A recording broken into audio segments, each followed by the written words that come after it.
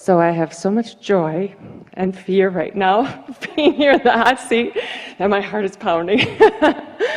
Your heart is pounding because your body likes blood moving. Yes, it does. And there's no fear within you. Just excitement. Yeah. Yeah.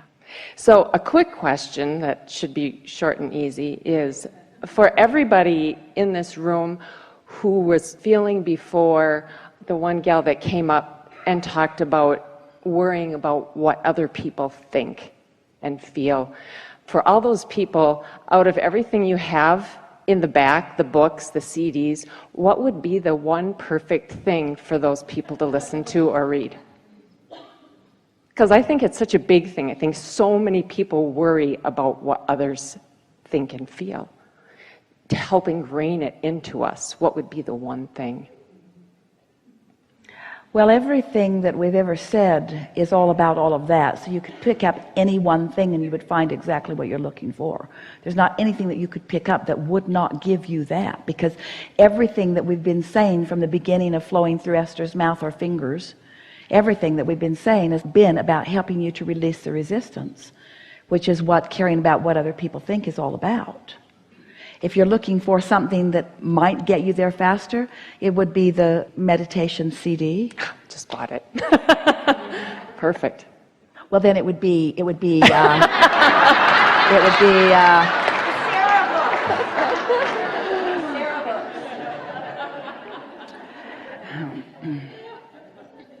let's talk about this subject of caring about what other people think.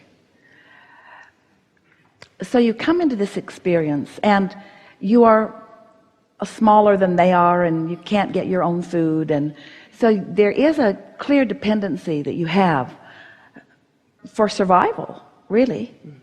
And well-meaning people around you have been surviving for a while, and for the most part, there are a few exceptions to this, they really care about you. You just got here and they want things to go well for you, and they feel it important to tell you what they have learned. Most of them have been practicing some resistant thoughts, and so they warn you about the things that could trip you up or that could get in your way. And you're together a lot, and you see a range of emotions within them. Now you're new to this game and you love feeling good and do. So you're gravitating toward what feels good. So when those around you are laughing, you feel good. When they're playful, you feel good. When they're appreciating, you feel good. When they're loving, you feel good. And without meaning to, you sort of assign them the role of your guidance system, where you start getting feedback from them. Now, if you have the benefit of having been born into a family that's feeling pretty good, someone who's feeling mostly love, then they might be a good reflector for you. But most everybody's sort of up and all around, and the most significant thing is they were not born to serve you, and you are not their only object of attention. Hear this, you all came for your own exposure to life, and no one was assigned your keeper. Not your mother, not your father. No one was assigned your keeper. But you sort of wanted them to be that because you got feedback from them. Well, for a while you got it from them, then you started getting it from your playmates, then you get it from your lovers. In other words, you're wanting positive response from others. That's just natural. But all along, you had a guidance system within you that was helping you to know when you were on track with what would serve you and when you weren't, you see. So it wasn't as complicated as you made it out to be. The missing piece for most people is you didn't realize that while many of you accept that you were something before you were this, that there was something before you were born into this body, most of you did not realize that that source energy that is you still remains non-physically focused, while some of it is focused within you. You did not realize the relationship between the source that is you and the human consciousness focused one here and now. Once you get those two factors in place, then and only then can you really understand your guidance system, you see. And so now you've got that. The thing that is so interesting to us is that long after you get that, long after you realize that when you focus this way you feel good and when you focus that way you feel bad. If you want to practice this a little bit, pick out someone, anyone, and focus upon the things that you love most about them and feel how you fill up with Source. And then take that same person and focus upon the things that you like least about them and feel yourself getting pinched off from Source. In other words, it's really easy to determine your alignment, your allowing, or your resistance, your disallowing.